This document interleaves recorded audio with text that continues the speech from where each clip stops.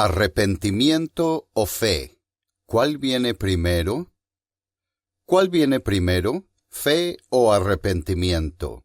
Es una pregunta innecesaria, e insistir que uno es anterior al otro es en vano. No existe una prioridad. La fe que es para salvación es una fe penitente, y el arrepentimiento que es para vida es un arrepentimiento que cree. La interdependencia de fe y arrepentimiento puede notarse enseguida cuando recordamos que la fe es fe en Cristo para salvación de los pecados. Pero si se dirige la fe hacia la salvación del pecado, tiene que haber aborrecimiento por el pecado y el anhelo de ser salvo de él. Tal aborrecimiento del pecado involucra arrepentimiento, que esencialmente consiste en volvernos del pecado hacia Dios. Lo recalco, si recordamos que el arrepentimiento es volvernos del pecado hacia Dios, el volvernos hacia Dios implica fe en la misericordia de Dios, tal como fue revelada en Cristo. Es imposible desenredar la fe del arrepentimiento. La fe salvadora está saturada de arrepentimiento, y el arrepentimiento está saturado de fe. La regeneración se expresa conforme practicamos la fe y el arrepentimiento. El arrepentimiento consiste esencialmente de un cambio en el corazón, en la mente y en la voluntad. El cambio en el corazón, en la mente y en la voluntad se refiere principalmente a 4 cosas. Es un cambio en la mente respecto a Dios, respecto a nosotros mismos, respecto al pecado y respecto a la justicia. Sin la regeneración, nuestro pensamiento acerca de Dios, de nosotros mismos, del pecado y de la justicia se encuentra radicalmente pervertido. La regeneración cambia nuestro corazón y nuestra mente, los renueva radicalmente. Por lo tanto, sucede un cambio radical en nuestros pensamientos y sentimientos. Las cosas viejas pasaron y todas son hechas nuevas. Es muy importante observar que la fe que es para salvación es una fe que va acompañada por el cambio en los pensamientos y en las actitudes. Con demasiada frecuencia en los círculos evangélicos, particularmente en la evangelización popular, lo trascendental del cambio que la fe simboliza no es comprendido ni apreciado. Existen 2 errores. Uno es poner la fe fuera del contexto que le da significado. El otro es pensar en la fe en términos de una simple decisión y una, por cierto, bastante barata. Estos errores se relacionan íntimamente y se condicionan mutuamente. El énfasis sobre el arrepentimiento y sobre el cambio profundo de pensamiento y sentimientos que esto involucra es precisamente lo que se necesita para corregir este concepto de la fe, que empobrece y destruye el alma. La naturaleza del arrepentimiento sirve para acentuar la urgencia de las cuestiones en juego en la demanda del Evangelio. El apartarse del pecado que la aceptación del Evangelio significa y la totalmente nueva manera de ver las cosas que la fe del Evangelio imparte. No hemos de pensar en el arrepentimiento como algo que consiste meramente de un cambio general en la manera de pensar.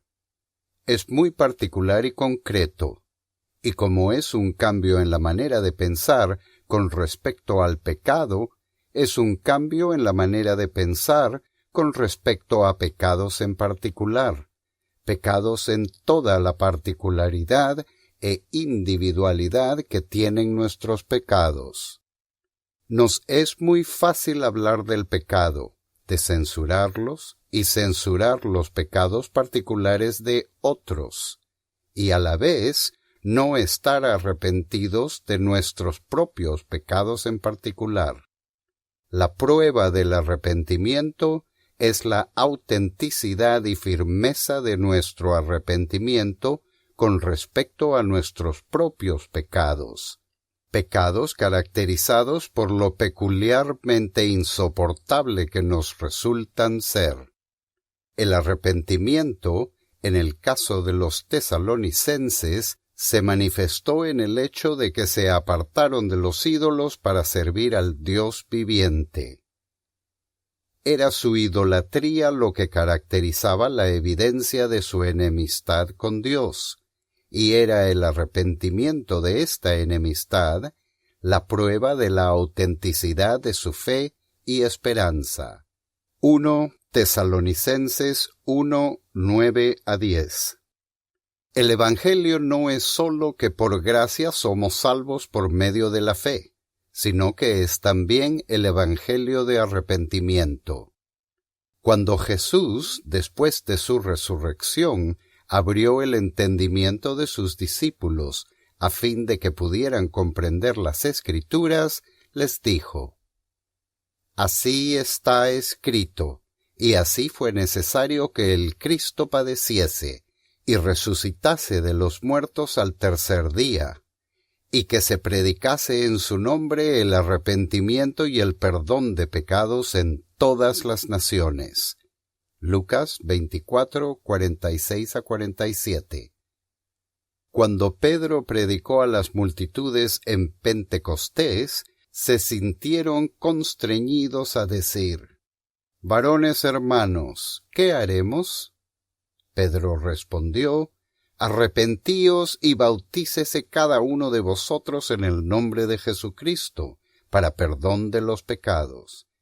Hechos 2, 37-38. Más adelante, de igual manera, Pedro interpretó la exaltación de Cristo como una exaltación en la capacidad de príncipe y salvador, para dar a Israel arrepentimiento y perdón de pecados. Hechos 5:31. ¿Puede haber algo que certifique con más claridad que el Evangelio es el Evangelio del arrepentimiento más que el hecho de que el ministerio celestial de Jesús como Salvador consiste en dispensar arrepentimiento para perdón de los pecados? Por lo tanto, Pablo, cuando dio un informe de su propio ministerio a los ancianos de Éfeso, dijo que había testificado a judíos y a gentiles acerca del arrepentimiento para con Dios y de la fe en nuestro Señor Jesucristo. Hechos 20:21. Y el escritor de la epístola a los Hebreos indica que el arrepentimiento de obras muertas es uno de los primeros principios de la doctrina de Cristo. Hebreos 6:1. No puede ser de otra manera. La vida nueva en Cristo Jesús significa que las ataduras que nos amarran al dominio del pecado han sido rotas. El creyente está muerto al pecado por el cuerpo de Cristo. El viejo hombre ha sido crucificado para que el cuerpo del pecado sea destruido, y de ahí en adelante no sirve al pecado. Romanos 6, 2, 6. Esta ruptura con el pasado queda registrada conscientemente al volverse del pecado a Dios, con total propósito de y procurando una nueva obediencia. El arrepentimiento es lo que describe la respuesta de volverse del pecado a Dios. Este es su carácter específico, tal como es el carácter específico de la fe, recibir a Cristo y confiar exclusivamente en Él para salvación.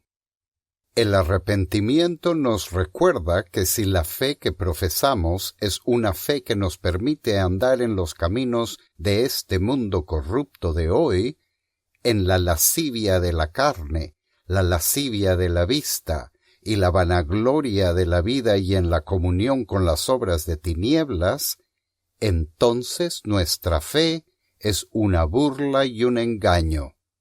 La fe verdadera está saturada de arrepentimiento, y así como la fe no es sólo un acto momentáneo, sino una actitud permanente de fe y confianza en el Salvador, así también el arrepentimiento resulta en una contrición constante.